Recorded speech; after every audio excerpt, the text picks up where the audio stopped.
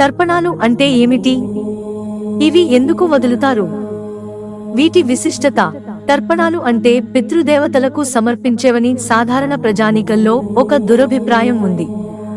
కానీ దేవతలకు, నవగ్రహాలకు, ఋషులకు కూడా తర్పణాలు ఇస్తారు. తర్పణం అంటే సమర్పణ అని అర్థమని, ఇది నైవేద్యం కూడా. తర్పణాలు చేసే వస్తువును బట్టి ఉంటాయని, పితృదేవతలకు చేసేది తెలతర్పణమని అన్నారు. అంటే ముడి నువ్వులను నీటితో కలిపి సమర్పించేది.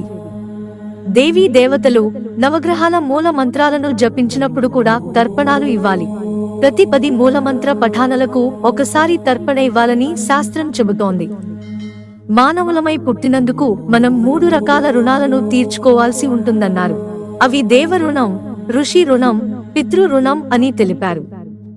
ఈ జగత్తుకు కారణభూతులనందుకు దేవతల రుణం శాస్త్రములు, ధర్మములు, పురాణ, ఇతిహాసాలు అందించారు. వామయం అందించినందుకు ఋషుల రుణం, మన జన్మకు కారకులైన వారికి పితృ రుణంతో మనం ఉంటామన్నారు. ఈ 3 రకాల రుణాలను తర్పణాల ద్వారానే తీర్చుకోగలం. ప్రతిరోజు దేవ, ఋషి, పితృదేవతలకు తర్పణాలను వదలాలని ఆయన పేర్కొన్నారు. ప్రతి ఒక్కరూ దేవ, ఋషి తర్పణాలను వదలాలని, పితృతర్పణ తండ్రి లేని వారు మాత్రమే చేయాలని అన్నారు.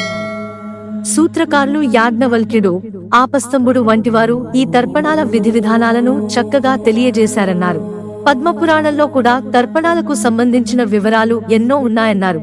లక్ష్మీదేవి పూజ చేసే సమయంలో ఆర్ద్రాం జ్వలంతీం తృప్తాం తర్పయంతీం అని జలతర్పణ ఇవ్వాలన్నారు.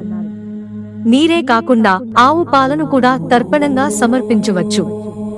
దేవీ దేవతలకు, శనికి అల్లం, సొంటి కూడా తర్పణమిస్తారు.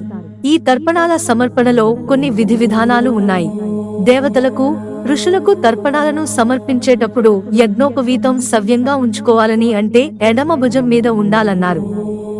దేవ, ఋషి తర్పణాలను అక్షతలు నీటితో వదలాలి. దేవ, ఋషి తర్పణాలు కుడికాలు మడిచి తూర్పు, పడమర దిక్కులకు తిరిగి తర్పణ ఇవ్వాలి. దేవతర్పణం దర్భాగ్రము, ఋషి తర్పణం దర్భ మధ్యభాగం నుంచి వదిలిపెట్టాలి. మిత్రులారా, ఛానల్ సబ్స్క్రైబ్ చేసుకోవడం మర్చిపోకండి. ధన్యవాదాలు.